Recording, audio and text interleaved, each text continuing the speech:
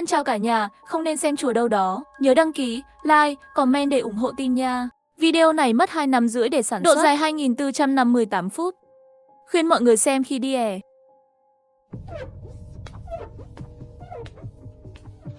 Ông chủ bán một quả thận. Đúng rồi, giác mạc cũng bán rồi. Chàng trai rẻ cậu chắc chứ? Nửa năm nay bạn đã bán một quả thận rồi. Một túi mật. Ngày mồng 1 tháng 3 là gan. Một phần ruột non, nửa ruột già rồi. Lại bán thêm một quả thận nữa. Cậu không sống qua 2 ngày rồi. Quyết định rồi, người ba mê cờ bạc, người mẹ mất sớm. Con có một người em gái tàn tật và một người mang đầy. Tôi làm cái gì cũng xứng đáng cả. Ông chủ vô lương tâm gật đầu. Hắn vốn không phải là người tốt gì. Một quả thận của người trẻ, chỉ cần thận phù hợp, nháy mắt có thể bán ra với giá cả hàng trăm nghìn. Mà anh ta chỉ cần đưa cho Diệp Lâm 30.000 tệ mà rất thôi. Nhanh, dưới hình thức không có một biện pháp gây mê và khử trùng nào. Quả thận cuối cùng của Diệp Lâm bị lấy ra, giác mạc cùng bị lấy ra. Hắn cố nhịn cơn đau truyền đến từ yêu, cầm lấy 30.000 tệ từ ông chủ vô lương tâm, lảo đảo biến mất vào bóng tối. Trong ngõ nhỏ của chợ đen, lòng Diệp Lâm vừa khẽ động, những cơ quan vốn dĩ bị mất kia, tất cả lại có thể đều quay trở lại. Thậm chí ngay cả đôi mắt vốn đục ngầu vào khoảnh khắc này cũng rực sáng. Với số tiền trước đó bán cơ quan nội tạng, lại cộng thêm 30.000 lần này, chắc là đủ bù vào khoản chi phí thất thoát rồi. Diệp Lâm, cậu sao lại ở đây? Cậu chắc sẽ không đi làm thủ tục vay vốn chuyển nghề rồi chứ? Ừ. Cậu cố lên, trong mắt cô ấy, học sinh nghèo tham gia kỳ thi đại học phổ thông, là một người bình thường là được trong mắt họ. Đây chính là một kẻ tham vọng viển vông. Chú hề mơ tưởng một bước lên trời mà thôi. Khi nghi thức chuyển nghề bắt đầu, sự chú ý của mọi người cũng rời khỏi người Diệp Lâm. Trên tế đàn đổi nghề, vốn dĩ khi nhìn thấy tế đàn phát ra ánh sáng đen đại diện cho cấp anh, trong lòng vô cùng kích động, nhưng lại chính là một nghề thuộc lĩnh vực đời sống. Đừng nản lòng vì nghề nghiệp thuộc lĩnh vực đời sống. Chỉ có người phế, không có nghề nghiệp phế. Đừng quên rằng đã từng có một người nuôi dưỡng cảm xúc, nuôi dưỡng ra được vương gà hỗn độn, khiến vô số người thuộc lĩnh vực chiến đấu cũng sợ hãi. Cảm ơn hiệu trưởng. Nghi thức thức tỉnh dần dần tiến hành. Ngay sau đó, một con phượng hoàng lửa lao ra từ tế đàn đổi nghề.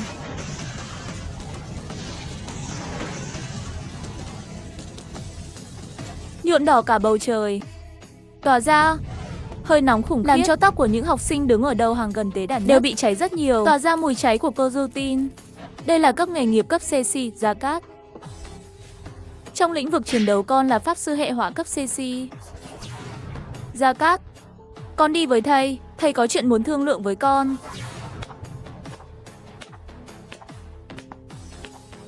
Nghi thức đổi nghề tiếp tục. Người tiếp theo Diệp Lâm. Diệp Lâm lặng lẽ đi ra từ trong đám người, ánh mắt mọi người cũng rơi trên người cậu, đem theo sự cười cợt và thương hại. Cùng với sự khởi động của nghi thức đổi nghề, một nguồn năng lượng kỳ lạ đi vào thân thể Diệp Lâm. Giây tiếp theo, bầu trời vốn sáng sủa và quang đãng lập tức tối sầm lại. Vô số đám mây đen tụ tập lại với nhau, như ngày tận thế. Sấm sét cuồng nộ, tránh gió nhược thủy. Tất cả các loại thiên tai từ trong đám mây đen tuôn ra. Giống như tận thế, mọi người đều bị sự biến hóa đột ngột này làm cho sửng sốt tại chỗ. Thậm chí có người bị dọa đến mặt mày trắng bệch. Vốn dĩ hiệu trưởng đã chuẩn bị đưa theo Gia Cát Nê rời đi, bước chân bỗng dừng lại, chăm chú nhìn chằm chằm vào Diệp Lâm trên tế đàn đổi nghề. Ánh mắt nóng hơn cả lửa. Nghề nghiệp CC còn mua 1 tặng 1. Thật sự là Chúa phù hộ nó. Mà nó, thằng này có vận may gì vậy? Một học sinh nghèo vay mượn để kiếm được nghề nghiệp cấp CC. Có rất nhiều người vay tiền đổi việc, nhưng mà có thể chuyển ra nghề nghiệp cấp CC như vậy. Diệp Lâm này là người đầu tiên trong lịch sử nhỉ? Diệp Liên pháp sư chú ngữ cực mạnh lĩnh vực chiến đấu cấp CC. Pháp sư chú ngữ cực mạnh, tốt. Không hổ là học sinh của cấp 3 Thanh Thành. Hôm nay con tự hào vì cấp 3 Thanh Thành, ngày mai cấp 3 Thanh Thành tự hào về con. Không phải cậu, đời đã pháp sư cầm chú. Hiệu trưởng nhận ra, mặt ông ngay tức khắc tối sầm lại, khó coi giống như bị người khác bắt ăn 3 cân cớt vậy. Nhưng không phải pháp sư cấm chú không mạnh, hoàn toàn ngược lại. Mỗi kỹ năng được thi triển của pháp sư cầm chú cái sau lại mạnh mẽ và đáng sợ hơn đối với pháp sư cầm chú mà nói. Nó đơn giản như ăn cơm uống nước. Pháp sư cầm chú cấp CC xong đời rồi, tiêu rồi. Dùng 2 kỹ năng cũng có thể khiến bản thân trở thành nghề khuyết tật. Kỹ năng vay tiền đổi nghề, đợi sẵn sử dụng. Không thể không nói rằng nghề nghiệp này rất thích hợp với cậu ta. Tin tốt nghề nghiệp cấp CC, tin xấu pháp sư cầm chú. Ánh mắt mọi người vô cùng phức tạp, giống như thanh kiếm sắc bén xuyên qua người của Diệp Lâm. Diệp Lâm cũng rất hợp tác, mặt trở nên trắng bệch, cúi thấp đầu, dáng vẻ thất thần và tuyệt vọng. Để giải phóng kỹ năng cầm chú là tính mạng, vậy có liên quan gì đến người bất tử như tôi? Diệp Lâm, cậu cũng đừng quá kích động. Người ta thường nói chuyện thành hay bại là do người. Lĩnh vực pháp sư cầm chú này vô cùng mạnh. đã từng rực rỡ bùng cháy, còn hơn là sống một cuộc đời tầm thường vô vị đúng không? Hiệu trưởng, Pháp Sư Cầm Chú thật sự không sống lâu sao? Hiệu trưởng sững sờ, sau đó có chút nhịn không được gật đầu. Ông ấy không muốn lừa dối Diệp Lâm, khuyên, mặc dù Pháp Sư Cầm Chú sự mạnh mẽ của Pháp Sư Cầm Chú phải trả giá. Nhưng rất nhanh, ánh mắt của hiệu trưởng nhanh chóng sáng lên. Pháp Sư Cầm Chú đoản mệnh, một người Pháp Sư Cầm Chú cấp 3 EC, ngoài ra cộng thêm một Pháp Sư Hệ Hỏa cấp 3 EC. Vậy lần này họ tham gia kỳ thi thử đại học cấp 3 Thanh Thành. Không phải là ổn định rồi sao? Diệp Lâm, Gia Cát Nê, chắc các con cũng biết thầy gọi các con đến là vì sao? Hai con, chính là kỳ thi thử đại học lần này của cấp 3 Thanh Thành. Vì vậy bí cảnh của tân thủ ngày mai đối với các con đặc biệt quan trọng. Thầy hy vọng hai con cố gắng nâng cấp lên tối thiểu là cấp 10 trở lên. Các con yên tâm, ngày mai thầy sẽ không sắp xếp cho các con nhiệm vụ hỗ trợ các bạn, cho các con cơ hội solo. Vì vậy hy vọng các con không phụ sự kỳ vọng của thầy. Hiệu trưởng, con không có vấn đề gì, nhưng để một Pháp Sư Cầm Chú vậy không phải là một mình đi vào bí cảnh rất bó sao? Vậy để con với Diệp Lâm một đội đi. Như vậy chúng ta hoàn toàn có thể nắm chắc cơ hội tiến sâu vào bí cảnh. Quái vật cấp thấp con ra tay, gặp phải cấp cao để cậu ấy ra tay. Như vậy tốc độ thăng cấp chắc sẽ càng nhanh. Hiệu trưởng, con vẫn nên solo đi. Con một mình quen rồi, vậy thì solo đi. Gia Cát, cách của con dù tốt, nhưng tiến sâu vào bí cảnh quá mạo hiểm rồi. Ông ta không quan tâm đến hậu quả của việc Diệp Lâm solo, cũng không quan tâm đến việc Diệp Lâm có đoản mệnh không. Cái ông ta cần chỉ là tỷ lệ trúng tuyển. Đây là thầy tự lấy tiền túi của mình ra hỗ trợ các con. Cố lên, thăng lên cấp 10 trở lên. Diệp Lâm, tôi khuyên cậu vẫn là nên suy nghĩ kỹ đi. Pháp Sư Cầm Chú chiến đấu càng thường xuyên, sẽ chớp càng nhanh. Tôi không có ý xấu, chỉ là học cùng nhau, không muốn cậu chớp nhanh như thế mà thôi. Cảm ơn đã quan tâm, nhưng mà chuyện lập đội thì bỏ đi nhé.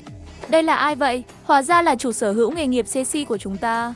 Bạn Diệp Lâm, cậu bây giờ cao thấp gì thì cũng được coi là nghề nghiệp cấp CC rồi. Hay là cậu cầu xin tôi một chút, tôi sẽ giúp cậu sắp xếp chức vụ bảo vệ ở tập đoàn kỹ sự của tôi, bao ăn bao ở. Như vậy cậu không cần ở khu ổ chuột nữa rồi. Tôi đối với cậu tốt chứ. Diệp Lâm, cậu thật là may mắn mà. Lại còn có thể vào tập đoàn kỹ sự làm vệ sĩ. Con không nhanh cảm ơn Kỳ Thiếu, sau đó dập đầu cảm ơn Kỳ Thiếu vài cái. Các cậu ép người quá đáng. Đây là các cậu ép tôi.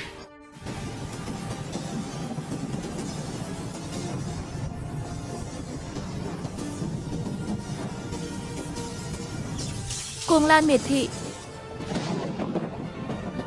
Đánh vào. Một tia sét khổng lồ đánh vào bên cạnh Kỳ Lăng Vũ. Diệp Lâm, cậu điên rồi à? Diệp Lâm thấy tên bi này vẫn còn dám ở đó kêu, giơ tay lên, một tia sét nữa lại giáng xuống. Điên thật rồi, Diệp Lâm điên rồi, cứu tôi, đám chó nhà các cậu. May ở chỗ tia sét này cũng chưa giáng xuống. Diệp Lâm thấy vậy, liền dồn lực chuẩn bị tung một đòn mạnh. Một giọng nói từ xa truyền đến, Diệp Lâm mau dừng tay, Diệp Lâm mau dừng tay. Hiệu trưởng, con không cần phải giải thích. Chuyện này thầy nhất định cho con một lời giải thích. Kỳ Lăng Vũ, con đứng dậy cho thầy. Bây giờ lập tức xin lỗi bạn Diệp Lâm. Xin lỗi, tôi sai rồi, tôi thực sự biết sai rồi. Gia Cát Nê, sau này người sẽ không tranh cãi với cậu nữa. Kỳ Lăng Vũ bình thường không phải rất kiêu ngạo sao? Sao nhanh như vậy liền nhận thua rồi?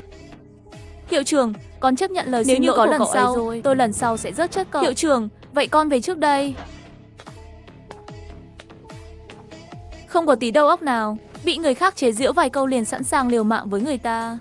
Hoàn toàn là một kẻ thiếu suy nghĩ. Người như vậy, cho dù nghề nghiệp không phải là Pháp Sư Cầm Chú, cũng định sẵn không sống lâu được.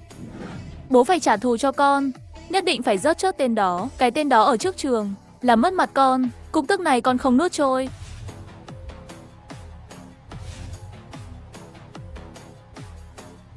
Lăng Vũ, thương nhân đừng làm việc thiếu suy nghĩ. Phải học cách cân nhắc lợi ích và rủi ro. Bố hỏi con, nếu như phái người đi rớt nó thành công rồi, chúng ta có thể nhận được lợi ích gì? Vậy nếu thất bại thì sao? Chúng ta sẽ hoàn toàn đắc tội một Pháp Sư Cầm Chú cấp CC.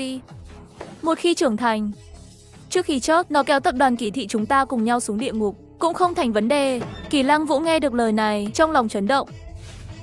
Sau này con nhất định sẽ tránh xa tên Diệp Lâm đó. Con không những không thể tránh xa tên Diệp Lâm đó, mà hoàn toàn ngược lại, con nên đi theo cậu ta. Sau này hắn sẽ vì vài câu chế giễu của người khác mà trực tiếp giải trừ phong ấn Cầm Chú. Loại người này hiển nhiên không có đầu óc. Đừng gấp đại trượng phu, phải biết nhẫn nhịn, linh hoạt.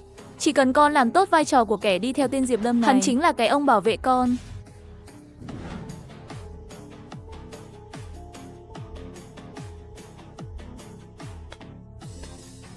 Bây giờ cậu lập đội với tôi vẫn còn kịp. Không cần đâu, cảm ơn. Khoảnh khắc Diệp Lâm bước vào bí cảnh của tân thủ, một tia sáng trắng lóe lên, cảnh tượng lập tức thay đổi như trời đất đảo lộn. Ngay lúc này, một con quái thú lao đến với tốc độ cực nhanh. Diệp Lâm nghiêng người tránh đi, sau đó đưa tay. Một tia sét giáng thẳng vào người con quái thú. Rất chất báo mèo cấp 1, thưởng 10 điểm kinh nghiệm. Rớt chất một con ma vật cấp 1 chỉ có 10 điểm kinh nghiệm thôi sao? Vậy cần rớt 100 con ma vật cấp 1 mới có thể thăng lên cấp 2. Hiệu quả này lâu quá rồi. Dù sao toàn bộ kỹ năng của tôi đều là cận chiến. Có lẽ có thể thử đi sâu vào khu rừng này. Suốt dọc đường, Diệp Lâm liên tục tiến về phía trước. Bất kể gặp phải ma vật cấp 1 hay ma vật cấp 5, phản ứng của cậu ta vẫn như vậy, cứ ra tay là một cấm chú, trực tiếp đánh mạnh, chủ yếu là chiến lược, chúng sinh bình đẳng. Tên, Diệp Lâm nghề nghiệp, cấp độ 2, pháp sư cấm thiên phú nghề nghiệp, pháp chú vô tận. Mỗi khi pháp sư cấm chú thăng cấp có thể giải phong ấn mốt cấm chú. Cẩn thận sử dụng chức năng này sao? Cấm chú đốt cháy luân hồi, chỉ thấy toàn thân Diệp Lâm hiện lên ngọn lửa màu máu. Sức sống đang không ngừng được đốt cháy, kéo theo máu trong cơ thể. Tất cả đều bốc hơi thành xương máu. Trong khi đó, sự nhanh nhẹn và tinh thần tăng lên gấp bội. Cấm chú thật đáng sợ. Trong trạng thái này, chỉ sợ rằng ma vật cấp 10 đến rồi cũng rất khó đỡ được. Tôi dốc toàn lực thi triển diệt thế cuồng lôi. Diệp Lâm bắt đầu đốt cháy luân hồi, mở ra một cuộc tàn sát mới. Càng tiến vào sâu hơn, ma vật xuất hiện trước mặt Diệp Lâm cũng càng ngày càng mạnh. Bí cảnh của tân thủ của Nhiên bốn phía đều nguy hiểm. Thật là một cuộc rèn luyện đầy thú vị. Ha ha ha, sau một ngày tàn sát, cấp bậc của hắn đã được thăng lên đến cấp 3. Giải phong ân cấm chú lửa cháy rực trời.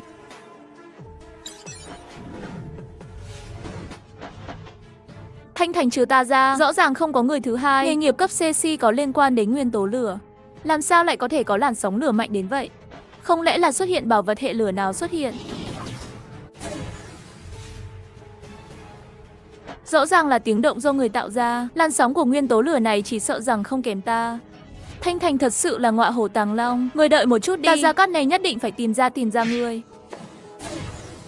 Diệp Lâm đang lao thẳng vào rừng sâu, giống như một bầy châu chấu tràn qua, càn quét mọi thứ trong tầm mắt hắn.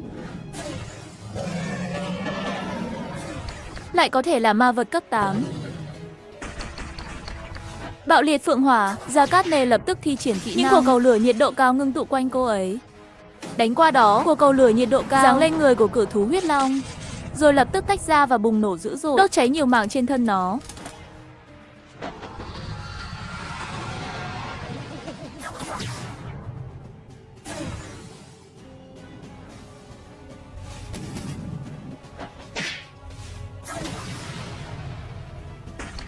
Mắt thấy cự thú huyết long giơ móng vuốt khổng lồ về phía mình, Gia Cát Ni nhắm hai mắt lại chấp nhận số phận. Sau khi nhắm mắt lại, tưởng tượng cảm giác đau đớn bị cự thú huyết long xuyên thủng cơ thể, nhưng nó mãi không truyền đến. Gia Cát Ni cảm nhận được một làn sóng nhiệt khủng khiếp thổi qua bên cạnh cơ thể mình với một tiếng gào rít. Liệt hỏa phần thiên. Diệm hỏa lại là Diệm hỏa. Cảm ơn ơn cứu mạng của cậu. Xin hỏi xưng hô với cậu như thế nào? Gọi tôi vô địch. Vô địch thứ 5, vô địch thứ địch. Nói xong Diệp Lâm biến mất vào trong rừng. Vô địch, tôi nhớ cậu rồi, tôi sẽ không thua cậu. Cự thú huyết long vừa chớt, giúp Diệp Lâm bổ sung đầy đủ số kinh nghiệm. Cấp bậc của anh ta đã tăng lên cấp 4. Thành công giải trừ phong ấn cấm chủ mới.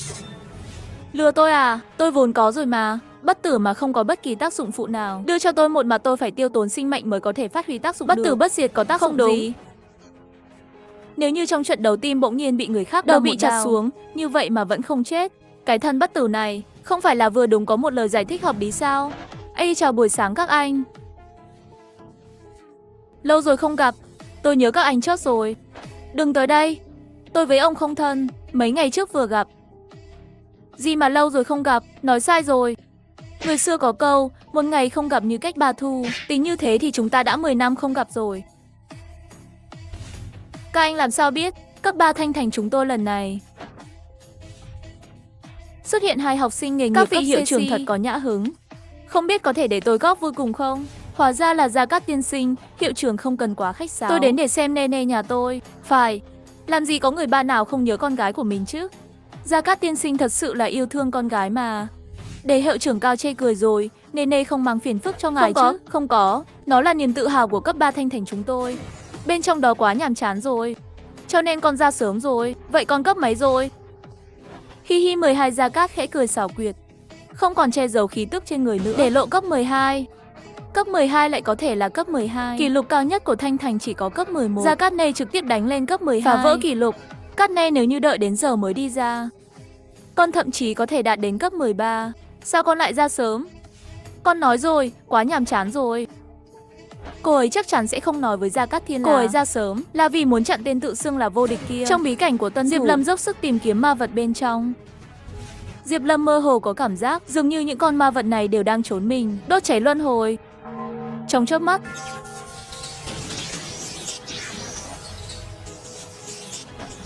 khinh thường,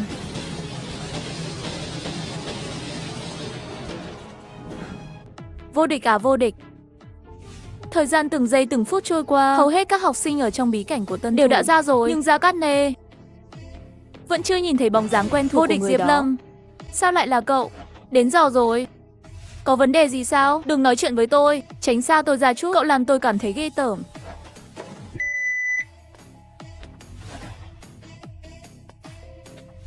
Diệp Lâm à, cuối cùng con cũng ra rồi, con cấp mấy rồi? Cấp 16 à, không tệ không tệ. Chờ đã cấp 16.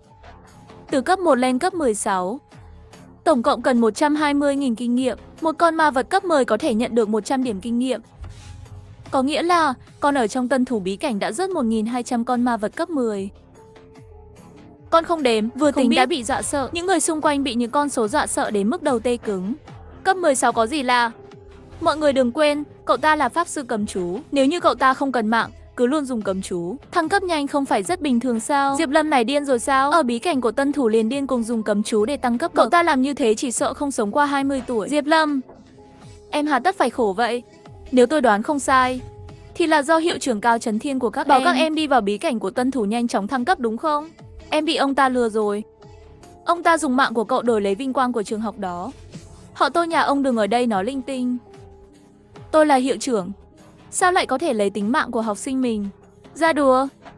Hiệu trưởng Tô, không có ai bắt em cả, không có ai bắt em cả. Ở trong bí cảnh thăng cấp đều là em tự nguyện. Nếu như người đổi nghề thành nghề pháp sư cầm chú này, người sẽ chọn lựa rụt rè, làm kẻ hèn nhát cả đời tham sống sợ chết, hay là chọn lựa hành động thoải mái dốc hết mình chiến đấu rồi lụi tàn vào thời điểm rực rỡ nhất? Diệp Lâm em nguyện làm anh hùng 1 phút, cũng không đồng ý làm kẻ hèn nhát một đời. Bạn nhỏ Diệp Lâm của Tật là có chí hướng lớn. Dù như thế nào thì cấp bậc của bạn nhỏ Diệp Lâm cũng đạt đến cấp 16, là học sinh cấp bậc cao nhất trong bí cảnh của tân thủ lần này. Điểm này không còn nghi ngờ gì nữa đúng không? Con là thư xì nát. Ai nói với ba cậu ta là thứ nhất? Đợi vô địch ra rồi, cấp bậc của cậu ấy nhất định không thấp hơn Diệp Lâm này. Ha ha ha ha. Diệp Lâm, ta tự mình giới thiệu một chút. Ta là Gia Cát Thiên Tân, là ba của Gia Cát Nê. Sau này nếu con có chuyện gì, có thể liên hệ ta. Khoảnh khắc nhìn nhau với Gia Cát Thiên Tân, Diệp Lâm cảm nhận được đôi mắt sâu thẳm của Gia Cát Thiên Tân, như thể có thể nhìn thấu tất cả bí mật của mình.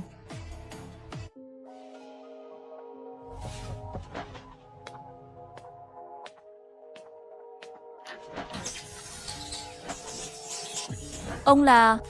Cậu là Diệp Lâm. Tôi đã tìm ra em rồi. Tìm em có chuyện gì sao? Là như thế này, em không phải đổi nghề thành cấp CC, còn phá vỡ kỷ lục cấp bậc trong bí cảnh của tân thủ của Thanh Thành sao? Tôi muốn hỏi em có hứng thú quay một quảng cáo không? Tôi có thể đưa em 300.000 phí quảng cáo. Diệp Lâm nghe xong có chút động lòng. Cậu ta coi như là đã hiểu rõ được mục đích giám đốc Lâm đến, đồng thời cũng hiểu được tính mạng của người bình thường thật rẻ mạt. 300.000 chỉ là giá cả trước mắt. Và nếu em đạt được thành tích tốt trong cuộc thi đại học, chúng tôi sẽ cho em 3 triệu.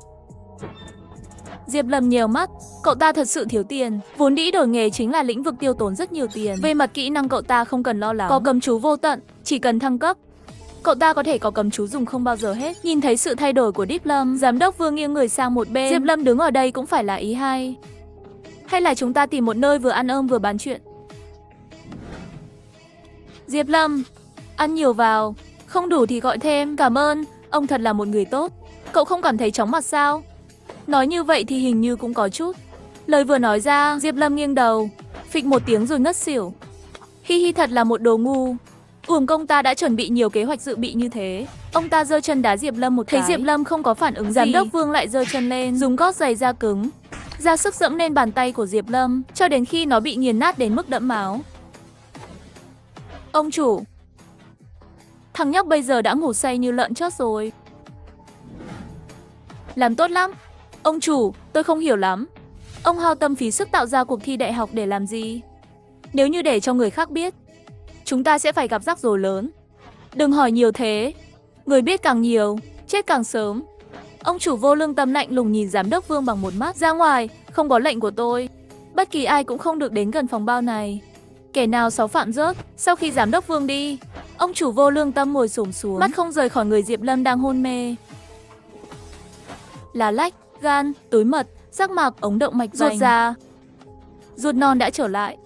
Tôi cảm nhận được toàn bộ đều quay lại rồi. Thằng nhóc này trước đây đã bán những cơ quan này cho ta, bây giờ lại có thể mọc lại hết. Thật không thể tin được, thật là không thể tin được. Nếu tôi có thể nắm được bí mật tái tạo nội tạng, nếu như ông có thể nắm được bí mật tái tạo nội tạng, chỉ sợ những nhân vật lớn thật sự cũng đều sẽ phải coi ông như một vị khách quý. Ngươi tỉnh rồi, làm sao có thể? Tôi tương đối tò mò ông làm sao có thể theo dõi tôi. Tôi nhớ rõ ràng là lúc tôi rời khỏi chợ đen, còn cố tình đi thêm vài vòng. Sau khi xác nhận không có ai theo dõi mới về nhà. Ông rốt cuộc làm sao tìm được tôi? Đánh thuốc mê cậu chỉ là sợ phiền phức. Ngươi thật sự tưởng là ngươi là đối thủ của ta ư? Nhóc con ngoan ngoãn bó tay chịu trói đi. Nếu để tôi ra tay thì không thể đảm bảo cậu có thiếu đi cái tay cái chân nào không đâu. Đốt cháy luân hồi, màu vĩnh cửu xoay vòng. Đây là cái gì? Không thể nào, không thể nào. Ngươi chỉ có cấp 16, ta có đến tận cấp 20. Ngay cả khi ngươi là pháp sư cầm chú, ngươi cũng không thể giải quyết tôi bằng một đòn được. Nói cho tôi biết, có bao nhiêu người biết chuyện cơ quan nội tạng của tôi có thể tái sinh? Chỉ mình ta. Hôm đó ta thấy người bán 2 của thận và giác mạc rời đi. Ta nghĩ ngươi cũng không sống được bao lâu nữa. Chi bằng lợi dụng phế vật, đem ngươi quay lại, lọc lấy những cơ quan có ích còn sót lại. Nhân tiện còn có thể lấy tiền về. Nhưng mà ta không ngờ đến, cậu rõ ràng mù rồi, nhưng vẫn có thể di chuyển ở chợ đen như một người bình thường. Ta liền có hứng thú với cậu. Sau một cuộc điều tra, phát hiện cậu là trẻ mồ côi, ta cho sát thủ tạo ra một vở kịch. Đưa cậu đến đâu? Thật sự chỉ có một mình ông biết sao? Tôi sao lại cảm thấy ông đang lừa tôi nhỉ? Bởi vì tôi muốn độc chiếm bí mật tái tạo nội tạng. Vì vậy, tôi không hề nói chuyện này với ai. Diệp Lâm cầm lấy cái đao của ông chủ vô lương tâm, chặt xuống cánh tay trái của hắn một nhát. Cánh tay đã bị đông thành đá rơi xuống đất, ngay lập tức vỡ vụn thành những mảnh băng vương vãi khắp nơi. Một camera thu nhỏ màu đen cũng rơi xuống vào lúc này. Người ở phía sau lưng ông là ai? Hự, cậu giết ta đi. Vừa dứt lời, Diệp Lâm liền chặt đầu ông chủ vô lương tâm xuống. Cái đầu liền lăn ra ngoài giống như một quả dưa hấu. Trên khuôn mặt vẫn còn mang theo vẻ khó tin. Sau khi giải quyết xong ông chủ vô lương tâm, Diệp Lâm lại chĩa đao vào bụng mình, biểu diễn một màn mổ bụng vô cùng chuẩn xác. Lấy ra dạ dày của mình, chỉ thấy trong dạ dày của cậu ta có mấy lớp túi nhựa. Đồ ăn có thuốc mê mà cậu ta ăn, tất cả đều được đóng gói trong túi nhựa, căn bản không có đi vào dạ dày của cậu ta tham gia vào quá trình tiêu hóa. Để đảm bảo hơn, vậy thì ở lại đây lâu chút nữa đi. Cầm chú tử linh quy giới nơi linh hồn của người chết trở về. Khoảnh khắc kích hoạt tử linh quy giới, vô số chiến binh đầu lâu xương trắng trèo lên từ lòng đất, trong hốc mắt trống rỗng cháy bùng lên ngọn lửa linh hồn màu xanh nhạt. Khoảnh khắc kích hoạt tử linh quy giới, vô số chiến binh đầu lâu xương trắng trèo lên từ lòng đất, trong hốc mắt trống rỗng cháy bùng lên ngọn lửa linh hồn màu xanh nhạt. Ngay sau đó vô số xác sống sinh vật đã bao vây toàn bộ nông trang. Diệp Lâm một tay cầm đao, một tay cầm đầu ông chủ vô lương tâm, từ phòng bao đi ra. Ông chủ, lên cho tôi, bắt lấy thằng nhóc này. Nhìn thấy mấy người đàn ông lực lưỡng xông lên, Diệp Lâm chỉ tay một cái, vài ngọn lửa nhỏ bay tới nhắm thẳng vào đầu mấy tên đó. Cậu sao lại có thể tỉnh lại? Người đứng đằng sau các người là ai? Con người giám đốc Vương đột ngột có lại, trong đen đảo qua đảo lại mấy lần nhưng không mở miệng. Không nói đúng không? Diệp Lâm lấy đao ra, chém vào đầu một tên vệ sĩ vẫn còn chút hơi thở ở bên cạnh. Anh ta không nói. Cậu đâm anh ta. Cậu đâm tôi làm gì? Mắt giám đốc Vương trở nên kinh sợ hơn. Tên thiếu nên 10 mấy tuổi trước mắt chính là hiện thân của ác ma. Khi giết người lại có thể xem như nhẹ tựa lông hồng như thế. Ngươi là một ác ma, vậy nên bây giờ có thể nói chưa? Người đứng sau ngươi không chọc nổi đâu. Ta khuyên ngươi đi đi. Người đứng sau chuyện này có phải người ta có thể chọc được không? Chuyện này không quan trọng, nhưng ngươi không nói, ngươi sẽ chết ngay bây giờ. Ta nói. Người đứng sau lưng ông chủ là Khẳng Sâm Kiên Sân đến ông vua ngầm của Thanh Thành, vừa mới được bình chọn là một trong 10 nhà từ thiện xuất sắc Khẳng Sâm. Những gì tôi biết đã nói hết cho anh rồi. Anh có thể tha cho tôi không? Cút đi, đao của tôi không rớt mấy người hèn nhát. Vâng, tôi sẽ cút nga.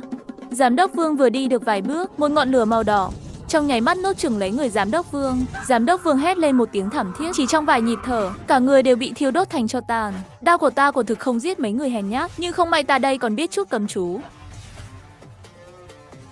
Dạ hỏa phần thiên, một đóa hoa sen lửa kinh dị tuyệt đẹp đang không ngừng hình thành trong tay cậu ta. Vào khoảnh khắc đóa hoa sen lửa nở rộ, toàn bộ nông trang liền bị ngọn lửa vô tận bao trùm, đốt cháy. Có lẽ trong nông trang có vài người vô tội, nhưng Diệp Lâm không có cách nào phân biệt rồi. Sự việc liên quan đến sự sống chết của mình, cậu ta cũng chỉ có thể khiến cho những người này chết không quá đau khổ. Dân người của Khẳng Sâm, mấy ngày nay phải cẩn thận hơn chút rồi. Khi Diệp Lâm lo lắng, có người gõ cửa nhà cậu ta. Khẳng Sâm đến báo thù nhanh vậy sao?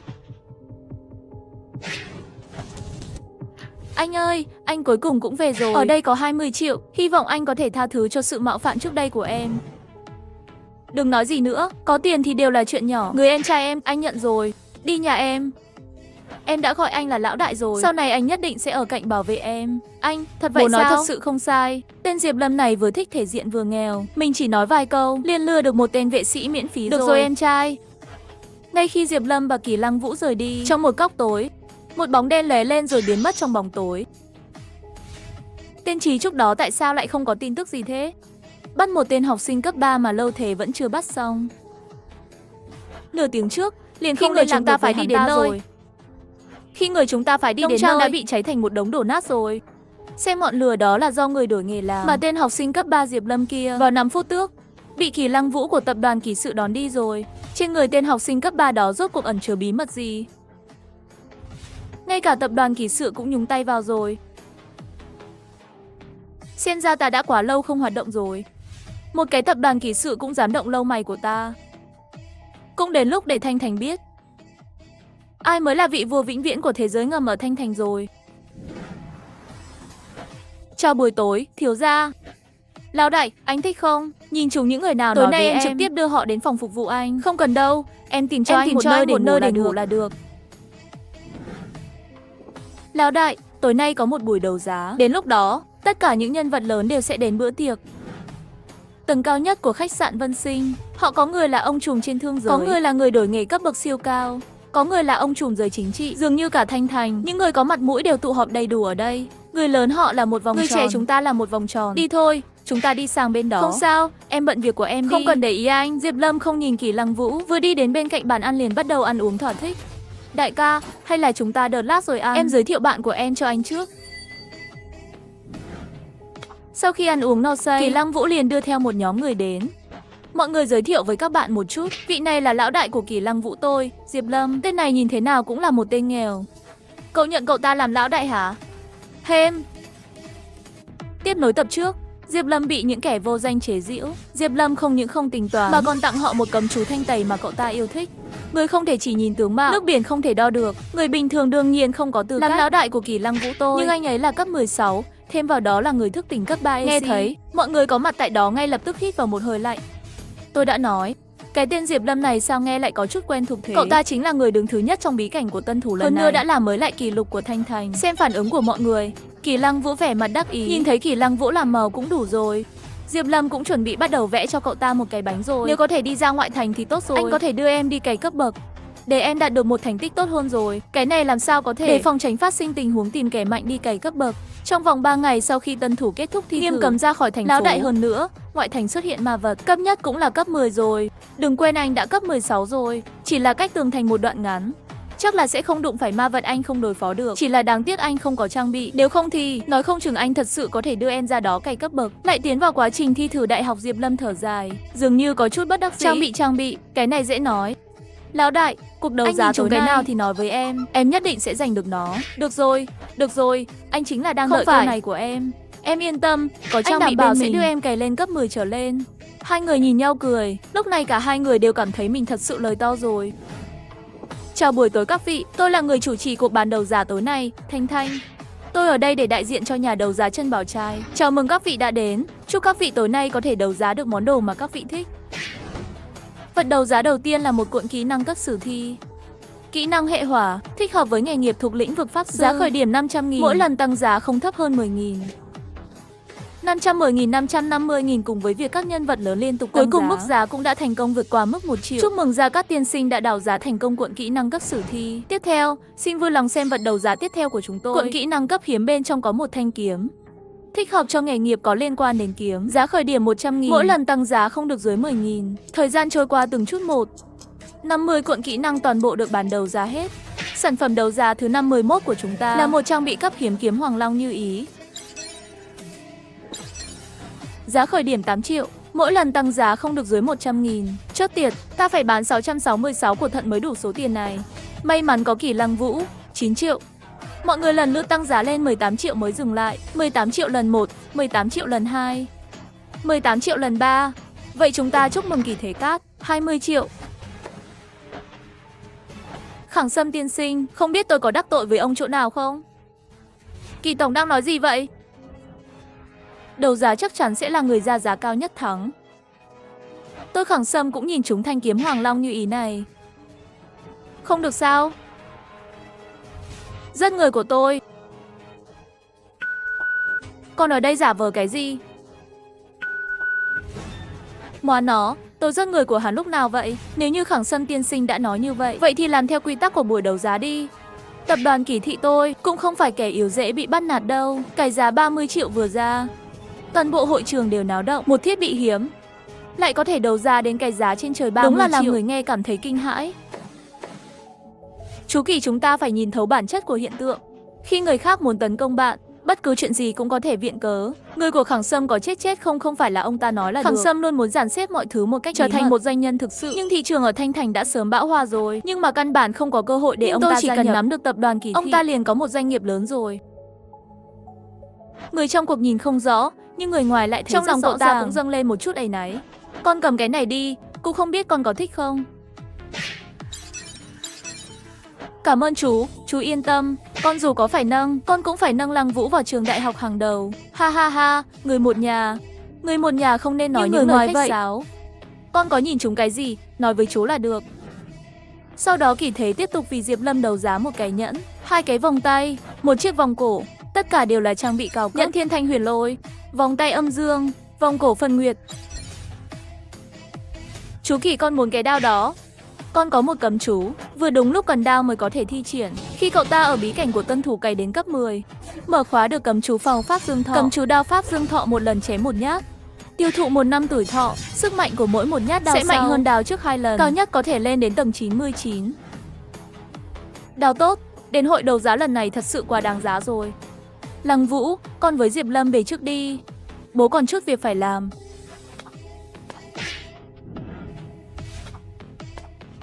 Thật sự không biết Kỳ gia nhìn trúng điểm nào ở tham sống sợ chết đó rồi.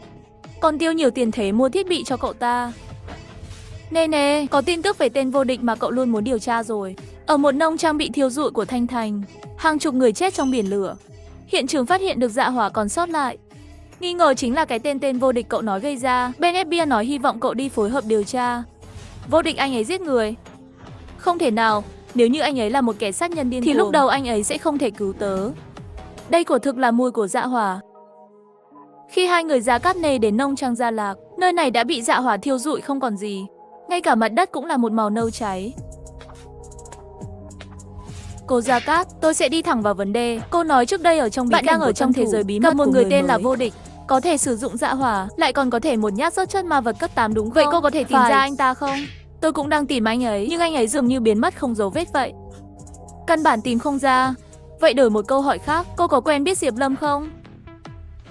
Ý của anh là Diệp Lâm và Vô Địch là cùng một người. Thanh tra Vương, anh đừng đùa với tôi nữa. Cậu ta là một người tham sống sợ chết. Anh, cô khẳng định như vậy sao? Đương nhiên, tôi là người duy nhất tận mắt nhìn thấy con người của anh ấy. Tuyệt đối không thể là Diệp Lâm, cái tên tham sống sợ chết đó.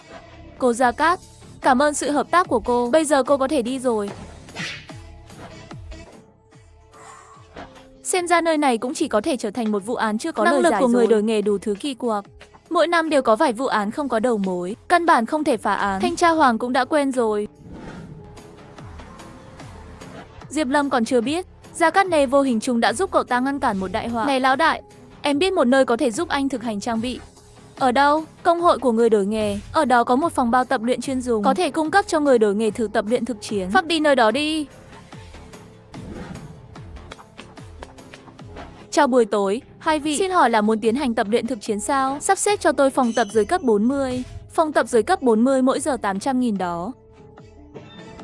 Không sao, sắp xếp cho đại ca của tôi đi.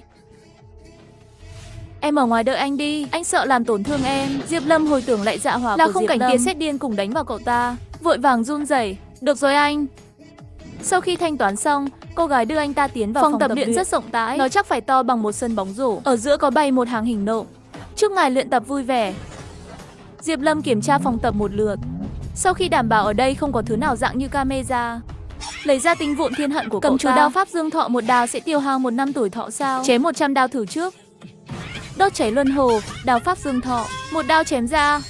Trong phòng lập tức vang lên một tiếng thét chói tai, dường như có thể xé toạc tất cả mọi thứ.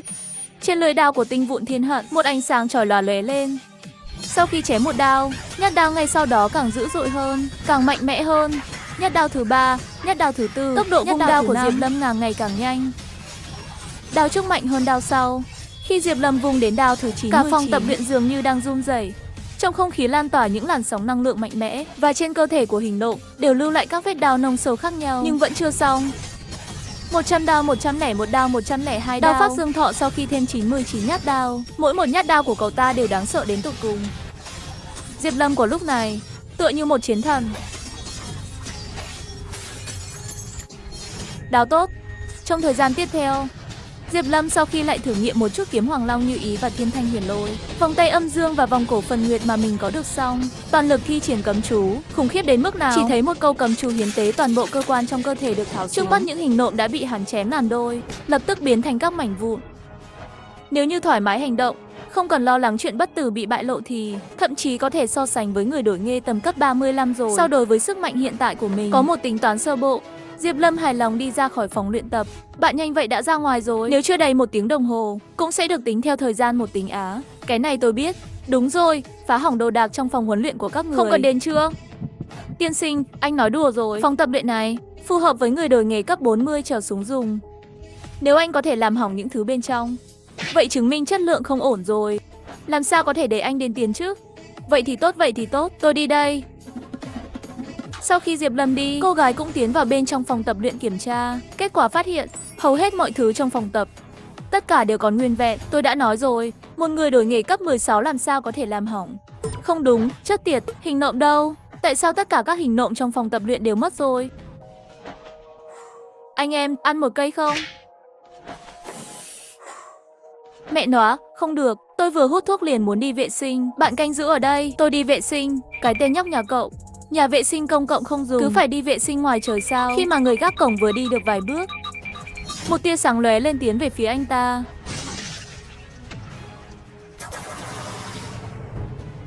Có kẻ địch, thấy vậy, kinh hãi, mặt mày tái mét, liên tục ấn chuông cảnh báo.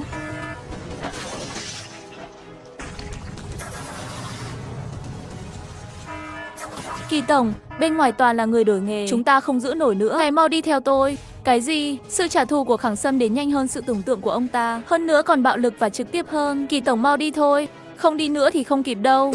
Một tia sáng lóe lên, một con dao nhọn sắc bén đâm xuyên tim cậu ta. Khẳng Sâm không biết xuất hiện ở sau lưng hắn từ khi nào. Tiểu Lý, Kỳ Thế trừng mắt, vẻ mặt đầy sự phẫn nộ. Không lâu trước đây, một đứa nhỏ ngã trên đường, đòi đến mức còn da bọc xương, đòi đến mức sắp chót rồi. Người trên đường đi lại tấp nập, đông đúc, nhưng không có một ai vì cậu ấy mà dừng lại. Kỳ tổng tự mình động lòng trắc ẩn, bê một bát mì nóng đến trước mặt cô bé. Nhìn đối phương ăn ngấu nghiến, ăn bát mình mang đến đó. Kỳ tổng quyết định nhận nuôi đứa bé này ở bên cạnh mình. Tiểu Lý rõ ràng cảm nhận được mạng sống của mình đang không ngừng trôi đi theo dòng tươi đang chảy, nhưng cậu ta vẫn cố nắm lấy Khẳng Sâm ở đằng sau. Kỳ tổng mau đi đi, ngươi không sợ chết sao? Mạng của ta là Kỳ tổng dùng một bát mì đổi lấy, không có giá trị gì, thật cảm động lòng người. Khẳng Sâm ta đời này kính trọng nhất là người có tình có nghĩa. Ta sẽ cho ngươi một lời giải thích.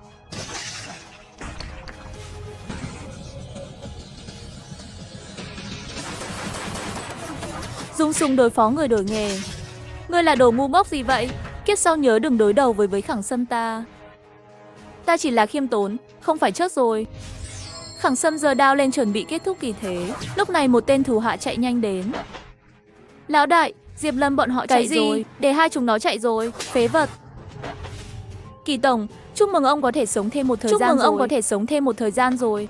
Nếu Kỳ Lăng Vũ và Diệp Lâm chạy rồi, vậy thì trước mắt không thể rớt kỳ thế rồi. Rớt rồi tương đương với giúp Kỳ Lăng Vũ cắt đứt đi điểm yếu. Nhỏ cỏ không nhổ tận gốc, gió xuân thổi lại mọc lại. Khẳng Sâm không muốn qua 10-20 năm nữa. Đột nhiên có người tìm mình báo thù. Khẳng Sâm ông ta không làm thì thôi. Đã làm thì phải làm tuyệt tình. Dù có trốn đến Kỳ gia, Khẳng Sâm vẫn không chịu tha cho ta sao? Dù cho có hủy diệt hết Kỳ gia, ông ta vẫn phải bắt được ta. Không lẽ ông ta đã biết vài bí mật liên quan đến ta, cho nên mới có thể điên cuồng như vậy? Khẳng Sâm này giữ không nổi rồi. Cậu tốt nhất là chuẩn bị tâm lý tốt vào. Lão đại, anh nói gì vậy? Kỳ Lăng Vũ vẫn chưa phát hiện ra có gì đó không ổn. Trực tiếp đẩy cửa đi vào. Cậu ta vừa bước vào cửa nhà, cả người đứng sững sờ tại chỗ, khắp nơi đều là thi thể, dưới đất đầu chân tay gãy. Trên mặt nhiều người đều hiện lên vẻ đầy kinh sợ. Ba ở đâu?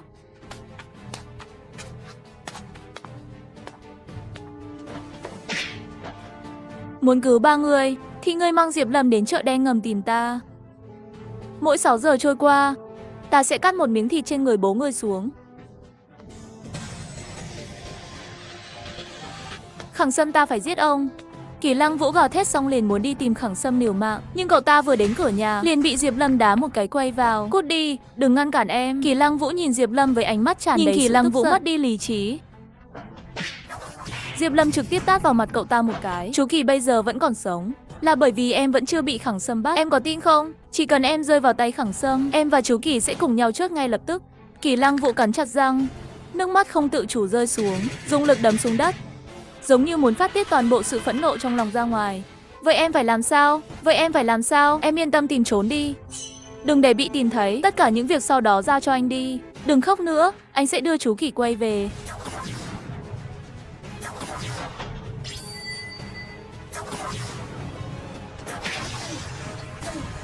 Ta ẩn nấp hoàn hảo như vậy, làm sao các người phát hiện ra ta? Đại nhận, thời đại thay đổi rồi. Thời đại của chúng ta đã có Ti Hồng ngoại. Còn bày trò hành động vào ban đêm làm gì? Quả nhiên mình vẫn có chút bất cẩn rồi. Nhưng không sao, chỉ cần rớt hết người, vậy thì không có ai có thể phải hiện ta ẩn thân vào rồi.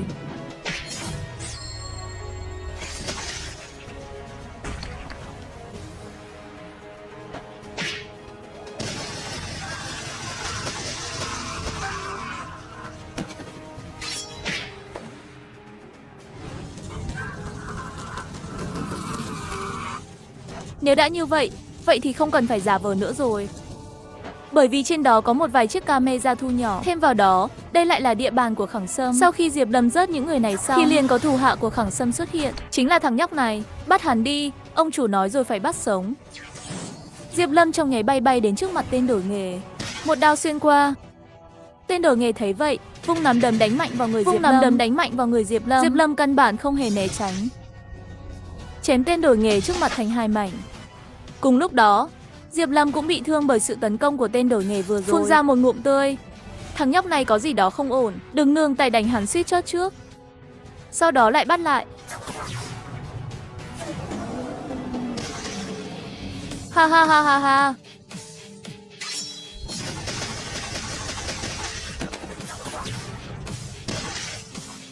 Yên tâm đi nhóc, kiếm của ta rất chuẩn. Một vết thương như này sẽ không khiến người chết, nhưng có thể khiến người mất đi sức chiến đấu. Chỉ cần người động đậy, phổi sẽ truyền đến cơn đau dữ dội.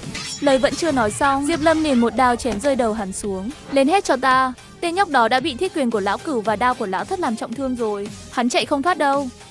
Một tia sáng lạnh lóe lên, sau đó vung ra như một phát đâm thẳng vào người Diệp Lâm một cái lạnh thấu tim. Ngay sau đó một tên đổi nghề đan hai bàn tay vào nhau khởi động nhanh. Không khí xung quanh Diệp Lâm đột nhiên trở lên cuồng bạo, giống như một con thú giận dữ đang gầm gừ. Sức mạnh vô hình không ngừng hội tụ lại với nhau, hình thành một cơn đao gió sắc bén, chia cắt màn đêm. Lưỡi dao sắc bén cắt qua từng miếng thịt, những lưỡi đao gió để lại vô số vết thương sâu đến tận xương trên người Diệp Lâm, khiến cậu ta bị trọng thương. Diệp Lâm cũng không kiên trì được nữa, trực tiếp ngã xuống. Hamon, tôi đã nói cậu ta nhất định không xong rồi. Bắt chó lại đưa đến chỗ của lão đại. Mọi người thấy Diệp Lâm ngã xuống cũng thở phào một hơi nhẹ nhõm. Bị thương nặng như vậy, nếu Diệp Lâm không ngã xuống nữa, họ sẽ phát điên mất. Ba tên đổi nghề tiến lên phía trước bắt trói Diệp Lâm lại. Nhưng lúc này Diệp Lâm đột nhiên nhảy bật lên. Ha ha ha ha ha.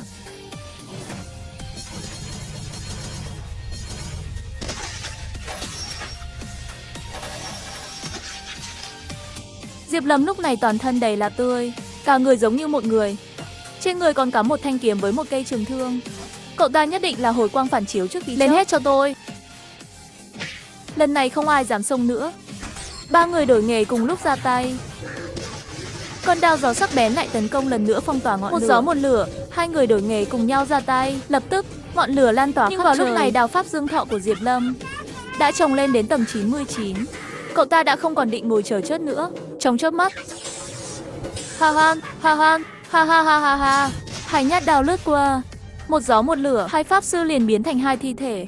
Ngay sau đó, một bóng đen xuất hiện đằng sau Diệp Lâm, đâm vào sau lưng Diệp Lâm một đao. Ha ha ha ha, ngươi nghĩ ngươi có thể rớt được ta không? Giờ phút này ở cạnh cậu ta chỉ có một tên còn sống. Quái vật, ngươi là quái vật. Tại sao ngươi bị thương đến mức này rồi? Vẫn còn sống, ngươi rốt cuộc là người hay quỷ? Quái vật, cái này không gọi được cũng đúng. Bây giờ ta vẫn giữ hình người. Hoàn toàn là vì sở thích cá nhân. Diệp Lâm rất lâu về trước đã phát hiện bản thân có cơ thể bất tử. Ngay cả khi cắt thành vô số mảnh, lại có thể tiếp tục ghép lại thành một sinh mệnh sống mới, cũng có thể tiếp tục sớm. Diệp Lâm đao vung lên chém xuống, trực tiếp tiện tên hèn hạ chỉ biết trốn phía sau chỉ huy người khác đi chịu. Gân tay gân chân đều bị đứt. Cho ta biết Khẳng Sâm ông ta ở đâu. Người có đổi nghề có bậc cao nhất trong thế lực ngầm này là cấp bao nhiêu? Đừng hòng, ta sẽ không nói đâu. Không sao, vậy ngươi có ăn thịt nướng không? Thịt nướng?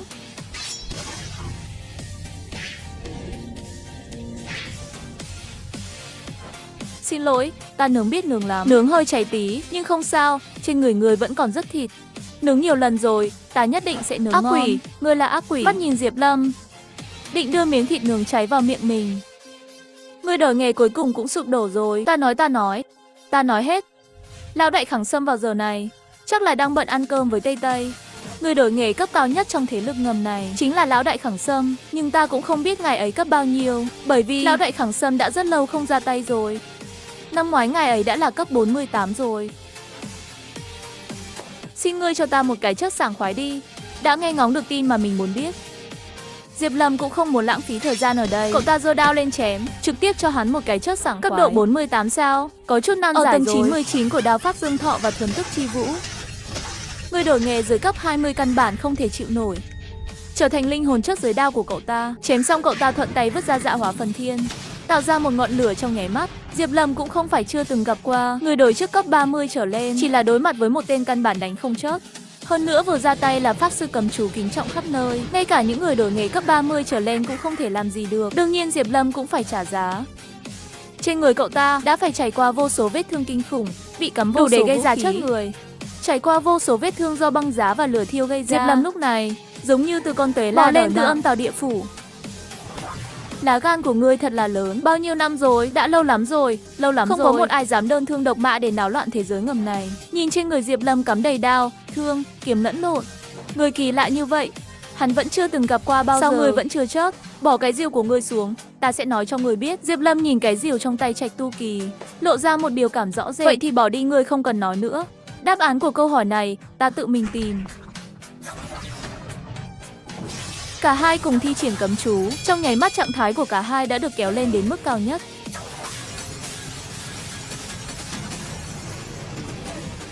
Đốt cháy sinh mệnh của mình để đổi lấy sức chiến đấu. Ngươi có thể kiên trì được bao lâu?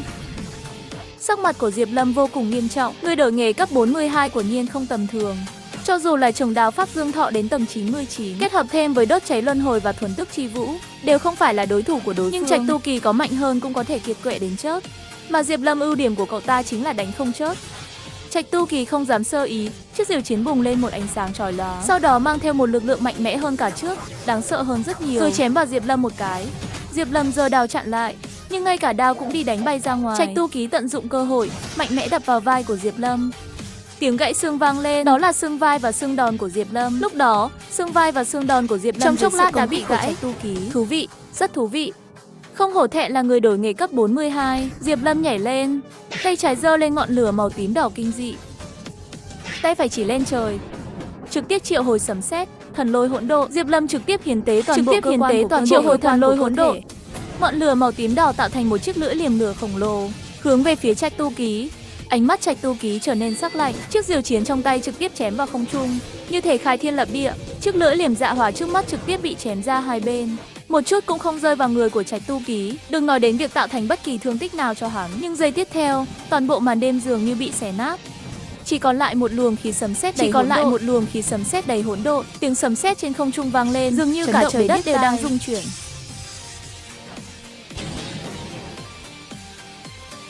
Sau khi thần lôi hỗn độn đánh xuống, Trạch Tu Ký cảm thấy cả người mình đều bị xé ra. Diệp Lâm cũng không cho hắn bất kỳ cơ hội phản kích nào. Nhanh như chớp, đã đến trước mặt Trạch Tu Ký. Tinh vụn thiên hận ở trong tay chém mạnh xuống. Đây là trang bị Tây Du Ký đã được tu luyện. Không tồi, thần quang hắc giáp này đã được ta tu luyện lên 7 sao rồi. Những cuộc tấn công của ngươi khiến ta cảm thấy không thoải mái một chút, nhưng căn bản không thể tổn hại đến tính mạng của ta. Mắt Trạch Tu Ký hiện lên một tia sát khí, sau đó giơ tay lên. Chiếc diều chiến đấu kia liền bay trở lại vào tay của hắn. Hắn lại dùng lực, trực tiếp chém vào bụng Diệp Lâm, cơ quan nội tạng đều rơi xuống đất. Ngươi là rốt cuộc là quái vật gì vậy? Tại sao như vậy rồi vẫn không chết? Trang bị Tây Du Ký đã được tu luyện đến 7 sao thần quang hắc giáp sao? Để ta thử xem nó cứng đến mức nào. Càng tinh vĩnh hằng. Cùng với việc Diệp Lâm thi triển càng tinh vĩnh hằng, ánh sáng màu vàng chói lọi bên trong cơ thể bắt đầu phát ra. Ánh sáng đó rực rỡ nhưng khiến người Diệp Lâm bị nhuộm thành một màu vàng kim. Ánh sáng vàng kim trước người cậu ta xoay chuyển với tốc độ nhanh chóng, không ngừng va chạm vào nhau, cuối cùng ngưng tụ thành ngọn giáo dài màu vàng kim rực rỡ.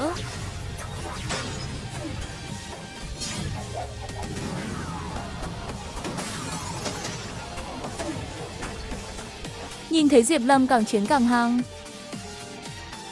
Đốt lâu như vậy rồi, Diệp Lâm cũng không có một chút vấn đề nào. Trên mặt Trạch Tu Ký đầy vẻ nghi ngờ.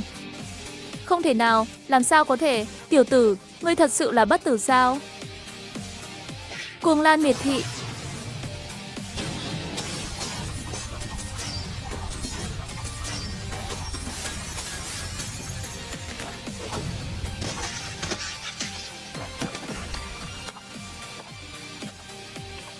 Ta đã chặt đầu ngươi xuống rồi, ta không tin lần này ngươi vẫn không chết. Trạch Tu Ký thở phào một hơi nhẹ nhõm. Mức độ nguy hiểm của trận đấu này chỉ có bản thân hắn mới biết. Hắn suýt nữa thì chết trong tay của Diệp Lâm rồi. Ngay khi hắn nghĩ rằng hắn đã giải quyết được Diệp Lâm rồi thì một thanh đao dài mang theo ánh sáng, không có bất kỳ dấu hiệu nào, đâm xuyên qua trái tim hắn. Người rất mạnh, chỉ tiếc là người vẫn quá là bất cẩn rồi. Ta sơ ý sao? Mò nó, quả thật là bất tử. Ha ha ha.